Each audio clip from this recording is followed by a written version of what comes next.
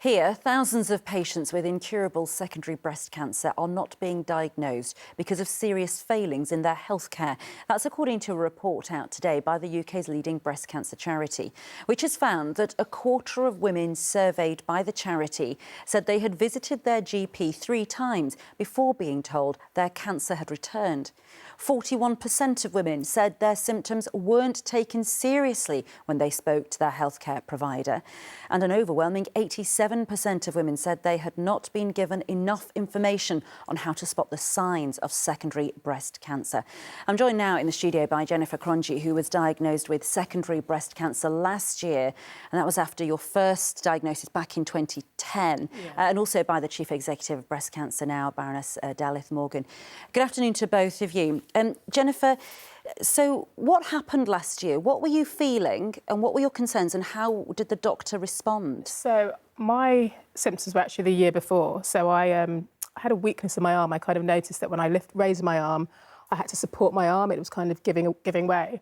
And I did go to the GP and but I said to them that I would be going to see my breast care team like the following week. Did you know about secondary cancer at this point? You know about it, but it's just secondary breast cancer. You get it and then you die. I didn't really know much about it. I didn't really know any symptoms of it. I just, they always say to you that if you notice anything, let us know, but they don't tell you what to look out for, what to notice, so... And is that part of the problem, really, that actually the information isn't being spread widely enough? And also, when somebody does go back with symptoms, and they're wide and varying, aren't they? It could be anything from weight loss, weight gain and other things, that it's not recognised as a serious sign of secondary cancer. I think that's absolutely right. The important thing here is that we mustn't write off women who have incurable breast cancer.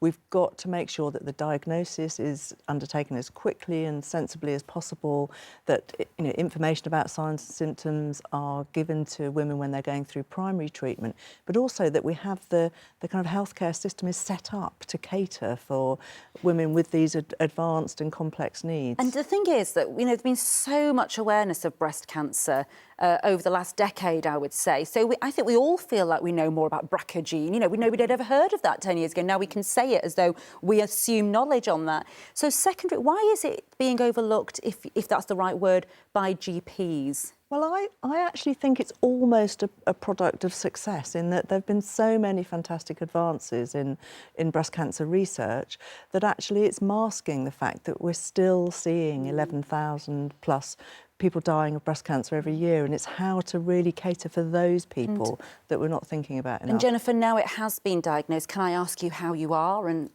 what treatment there is? I have to say I'm doing relatively well.